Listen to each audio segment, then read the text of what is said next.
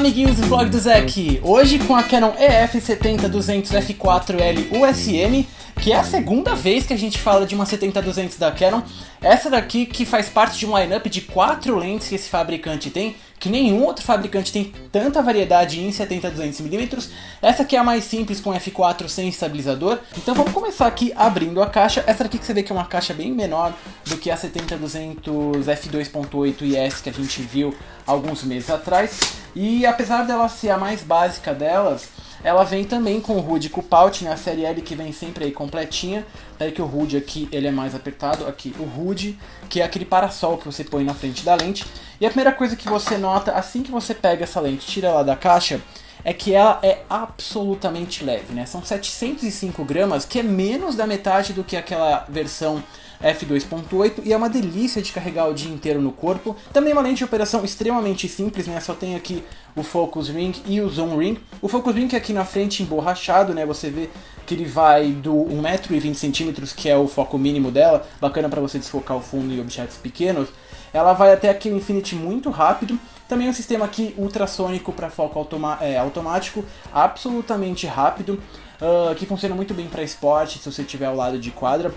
Essa lente aqui serve, e também tem o override, né? Tem o botãozinho aqui do autofoco e foco manual. Mesmo no autofoco ela mexe aqui com a janelinha de distância que você tem em pés e em metros. Aqui também tem um outro botão que é o de distância, ele limita, né, o foco automático em 3 metros ou só 1,5 metro, que se você estiver trabalhando só a partir de 3 metros ela vai focar muito mais rápido, ela tem que percorrer um caminho bem menor para fazer o foco automático. Aqui atrás tem o zoom ring que vai do 70 ao 200, super rápido, né? Você vê que o caminho que ela vai do 70 ao 200 aqui é mínimo, e é construção L, né, muito bem feita de metal. Você vê que ela é extremamente macia de trabalhar. Essa daqui que faz uma lente, é uma lente que eu estou usando há alguns meses, e ela continua super macia. A principal diferença que você vê quando você está saindo de uma zoom de kit.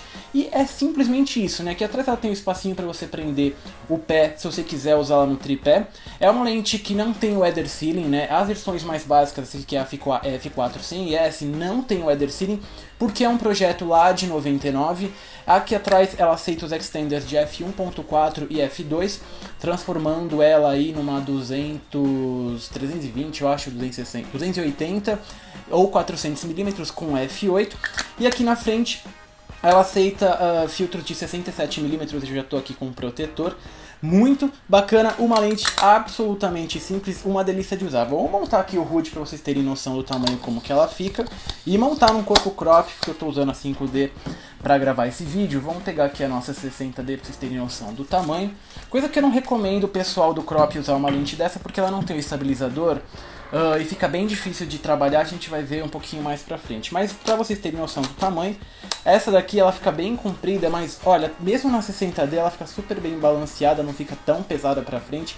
E é a nossa lente, que é a mais básica e também a mais barata da série L, que você consegue chegar em $674. Essa aqui é a série L mais barata que você tem, e mostra aí o comprometimento da Canon, mesmo nas versões mais básicas, com qualidade de imagem. Começando lá no centro do quadro, em f4 abertura máxima, a qualidade e a nitidez no centro do quadro é absolutamente impecável, né? Você consegue ver todos os detalhes de objetos pequenos que você estiver fotografando, tipo passarinhos ou pessoas. Mas de qualquer maneira, o contraste e a reprodução de cor no quadro inteirinho, mesmo em abertura máxima, é idêntica às versões mais caras, e mostra aí uma qualidade de imagem mesmo numa versão aqui de menos de $1.000, né? Menos de $1.000, não é bem menos de $1.000, em 674 dólares. Também quando você vai fechando um pouquinho para f8, você aumenta assim a nitidez nas bordas dos quadros, e ela fica com virtualmente a mesma qualidade de imagem das irmãs mais caras. E também o vignetting, que é um defeito que tem, um defeito não, né, uma característica que a gente tem nos F4, desaparece em f2.8, e é bacana para quando você estiver fotografando alguma coisa que tem o céu ou tem a parede, que fica aquela parte mais escura na borda dos quadros. Tem gente que gosta daquilo, em abertura máxima ela faz, mas fechando para f8 ela já aumenta a nitidez no quadro e some praticamente com todo o vignetting, que leva a gente para a pergunta aí, para quem é essa lente. Bom, eu acho aqui que para quem sabe trabalhar com muita luz, sabe que a abertura ideal dessa lente para ter nitidez no quadro todo é em f8, e sabe que ela não tem estabilizador, essa lente funciona muito bem Pra quem aí tá trabalhando com paisagens, o pessoal de estúdio que sabe, né, o pessoal de estúdio que trabalha com flash de F4 pra cima, pode investir num equipamento desse, tanto de backup, ou com você que tá começando com o estúdio agora, não quer gastar muito, pode investir nessa daqui também. O pessoal que faz eventos que duram o dia inteiro, tipo casamentos, essa lente é bem mais fácil de carregar e muito mais gostosa de trabalhar do que as versões f2.8. E gente, esse aqui foi o vlog da Canon EF70-200 F4L USM. Eu acho que as fotos mostram pra você como essa lente é espetacular. Elas têm aí uma questão de boa técnica, né? Porque não ter estabilizador nessas distâncias é um pouco difícil de trabalhar.